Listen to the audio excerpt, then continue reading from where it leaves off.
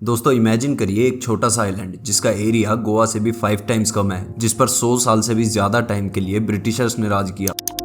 और जब वो छोड़कर गए तो वहाँ भारी बेरोजगारी और पॉवर्टी हो, नेचुरल रिसोर्सेज भी बिल्कुल ना हो और ना ही कोई इंफ्रास्ट्रक्चर बचा हो। हर तरफ सिर्फ क्राइम, जहाँ की ज्यादातर पॉपुलेशन ड्रग एडिक्ट हो और चारों तरफ दंगे हो रहे हो और पूरे देश की करीब 70% पॉपुलेशन स्लम्स में रहती हो। हम बात कर रहे हैं 1965 के सिंगापुर की, जिसको 1965 में मलेशिया ने खुद से अलग कर दिया और सिंगापुर एक इंडिपेंडेंट नेशन बन गया। और आमतौर पर इंडिपेंडेंस किसी भी कंट्री के लिए एक खुशी का वक्त होता है, लेकिन सिंगापुर के लीडर ली क्वान ने इस आने वाली इकोनॉमिक कैलेमिटी को परख लिया था।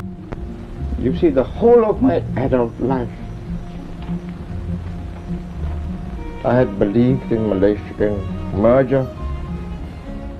लेकिन आज की जनरेशन के लोग सिंगापुर को इस तरह से नहीं जानते। वो जानते हैं सिंगापुर जो कि 4th रिचेस्ट नेशन है, जहाँ के लोग one of the most educated, healthy and productive हैं, जहाँ का इंफ्रास्ट्रक्चर इज द बेस्ट और हाई एंड मैन्युफैक्चरिंग में भी सिंगापुर एक वर्ल्ड लीडर है और साउथ ईस्ट एशिया का लॉजिस्टिक्स एंड फाइनेंशियल हब भी है। तो आइए देखते हैं कि 1960s का एक गरीब देश कैसे साउथ ईस्ट एशिया का फाइनेंशियल हब बन गया। Of course, everybody knows that Singapore was a very well-endowed place, good infrastructure, communication, sea, air, land, good banking system, skilled workers. Oh, it's just natural course of events.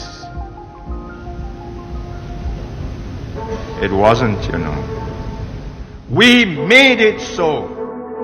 19th century में एक corporation इतनी powerful थी कि वो 1/5 population पर राज करती थी। उसका रेवेन्यू उसके होस्ट नेशन से भी ज्यादा था, ब्रिटिश ईस्ट इंडिया कंपनी, जो कि पूरी दुनिया भर में ट्रेड करते थे। और उनकी सबसे ज्यादा प्रॉफिटेबल ट्रेड चाइनीज टी की होती थी, जो कि नॉर्थ इंडिया में उगाई जाने वाली अफीम के बदले होती थी। और ये पूरा ट्रेड रूट पास होता था एक नैरो मलक्का स्ट्रेट से। और क्योंकि ये ईस्ट इंडिया कंपनी का सबसे ज्यादा प्रॉफिटेबल ट्रेड था, जिससे उनके 50% प्रॉफिट होते थे, तो उन्हें इस ट्रेड रूट को प्रोटेक्ट करने के लिए एक पोर्ट बनाना था। और उन्होंने ये पोर्ट बनाया मलाया पेनिनसुला के आइलैंड सिंगापुर में। और क्योंकि इस ट्रेड रूट पर डच ट्रेडर्स की भी अच्छी खासी पकड़ हुआ करती थी, तो उन्होंने अपने पोर्ट पर ट्रेडर्स को अट्रैक्ट करने के लिए यहाँ पर 0% टैक्सेस कर दिए, जिससे सिंगापुर में इकोनॉमिक एक्टिविटीज तो बढ़ी, लेकिन ब्रिटिशर्स ने इस रीजन में एडमिनिस्ट्रेशन सेटअप नहीं किया था। तो अनवांटेड एक्टिविटीज जैसे slave trading, prostitution, gambling, opium, violence भी हद से ज्यादा बढ़ने लगा। लेकिन इसका सिंगापुर की ट्रेड पर कुछ खास नेगेटिव इफेक्ट नहीं हुआ। और बल्कि जब इजिप्ट ने अपना स्विस कैनाल ओपन कर दिया, तो चाइना से इंग्लैंड तक का रूट 5000 माइल्स और कम हो गया, जिससे ये रूट और सिंगापुर का पोर्ट दोनों ही काफी ज्यादा इंपॉर्टेंट हो गए। और ब्रिटिशर्स ने 1867 में सिंगापुर को अपनी कॉलोनी ही बना लिया। और उसके कुछ ही समय बाद मलाया में रबर ट्रीज मिल गए और ग्लोबली टिन की डिमांड तेजी से बढ़ रही थी। तो सिंगापुर की इंपॉर्टेंस और भी ज्यादा बढ़ गई, क्योंकि अब सिंगापुर सिर्फ चाइना टू इंग्लैंड रूट का एक स्टॉपेज मात्र नहीं था, अब मलाया से रबर एक्सपोर्ट के लिए भी क्रूशियल पॉइंट था। और यही पूरा सीन ऐसे ही चलता रहा। लेकिन वर्ल्ड वॉर 2 के दौरान दिसंबर 1941 में जापानीज एम्पायर ने मलाया पर अटैक कर दिया और सिर्फ उसके 2 महीने बाद ही Singapore was officially surrendered on February 15, 1942। और अगले 3 साल में सिंगापुर का पिछले 150 साल में बना इंफ्रास्ट्रक्चर जापानीज ने पूरी तरह से बर्बाद कर दिया। जापान ने जल्दी ही सरेंडर तो कर दिया, but British empire was also crippling. तो सिंगापुर को दोबारा रीबिल्ड करने में कौन हेल्प करता? तो सिंगापुर के elected leader Lin Kuan you ने सोचा कि सिंगापुर को मलाया से मर्ज कर देंगे तो सिंगापुर की कंडीशन शायद बेहतर हो सकती है। और 16 सितंबर 1963 को ये हुआ भी। नॉर्थ बर्नियर, सैरावाक और सिंगापुर को मिलाकर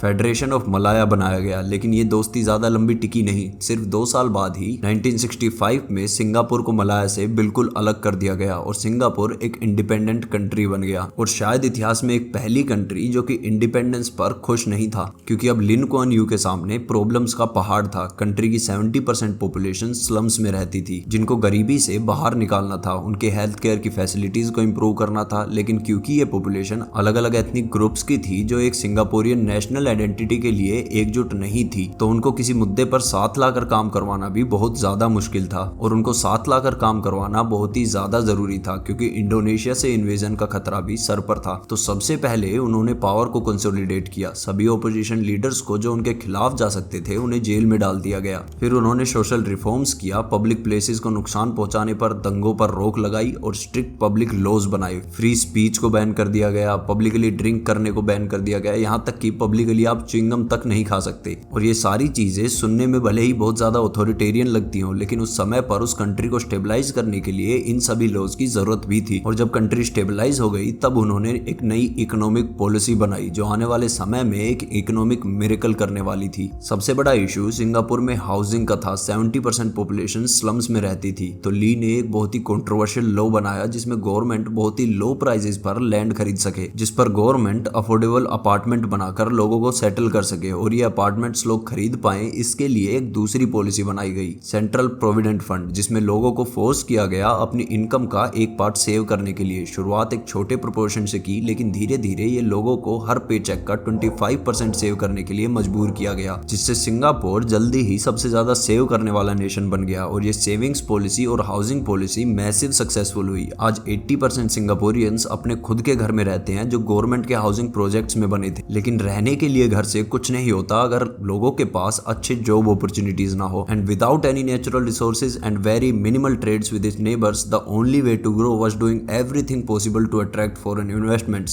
सिंगापुर में पहले से ही टैक्सेस एंड रेगुलेशंस तो कम ही थे, उसके ऊपर से फॉरेन कंपनीज को मैसिव इंसेंटिव्स दिए गए, जैसे कि 10 साल तक जीरो टैक्सेस और वेजेस को भी कम्पिटेटिव रखने के लिए ली ने यूनियंस को बैन कर दिया और बिजनेसेस को एंकरेज किया कि स्ट्राइक्स हो तो सभी वर्कर्स को वो फायर कर सके। और जगह जगह इंडस्ट्रियल जोन्स बनाए गए जहां इंफ्रास्ट्रक्चर को रैपिड स्पीड में डेवलप किया गया। और क्योंकि सिंगापुर की डोमेस्टिक मार्केट बहुत ही छोटी है तो एक्सपोर्ट्स बढ़ाने की तरफ भी बहुत ध्यान दिया गया। और जब ये सारी चीजें एक साथ इंप्लीमेंट हुई तो लेबर इंटेंसिव फॉरेन बिजनेसेस ने सिंगापुर में इन्वेस्टमेंट्स की बारिश ला दी। और माओ जेडोंग के कल्चरल रेवोल्यूशन ने भी हांगकांग और ताइवान से बिजनेसेस को दूर किया, जिसको सिंगापुर ने अट्रैक्ट किया, जिससे अगले सिर्फ 10 सालों में ही अनएम्प्लॉयमेंट सिंगापुर में पूरी तरह से खत्म हो गई। इकोनॉमी 13-14% से ग्रो कर रही थी। और सिंगापुर ने खुद को बिजनेस फ्रेंडली नेशन बनाने के लिए अपनी पॉलिसीज में लगातार इंप्रूवमेंट की, जिससे सिंगापुर आज second most business friendly nation है। और जब इकोनॉमी फ्लरिश करने लगी तो ली ने करप्शन कम करने के लिए भी बहुत ज्यादा स्ट्रिक्ट लॉज बनाए और उनको इंप्लीमेंट करने के लिए एक स्ट्रॉन्ग एडमिनिस्ट्रेशन और गवर्नमेंट ऑफिशियल्स की सैलरी भी सिंगापुर में बहुत हाई रखी, जिससे ली को करप्शन कम करने में मदद मिली। और आज सिंगापुर सबसे कम करप्शन वाला नेशन है, जिससे पॉलिसी इंप्लीमेंटेशन काफी हेल्पफुल और इफेक्टिव हो जाती है और इन्वेस्टर्स को भी कॉन्फिडेंस मिलता है। लेकिन ली हमेशा सिर्फ लेबर इंटेंसिव मैन्युफैक्चरिंग पर डिपेंडेंट नहीं रहना चाहते थे, जिसके लिए उन्हें एजुकेशन पर फोकस करना था। तो उन्होंने टेक्निकल इंस्टीट्यूशंस बनाए और फॉरेन कंपनीज को पैसे देकर बुलाया अपने वर्कर्स को ट्रेन करने के लिए, जिससे लेट 1980s आते आते Singapore petrochemical, pharmaceutical, advanced computer components, ship building and chemical manufacturing जैसे हाई पेइंग सेक्टर्स में लीडिंग नेशन बन गया। और नेचुरल रिसोर्सेज ना होने के बावजूद वो रिफाइंड पेट्रोलियम का सबसे बड़ा एक्सपोर्टर है। सिंगापुर अपने पुराने रोल में आ गया जहां वो साउथ ईस्ट एशिया का फाइनेंशियल हब हुआ करता था। लेट 1980s में सिंगापुर दोबारा वही बन गया और आज सिंगापुर वर्ल्ड का 4th रिचेस्ट नेशन है।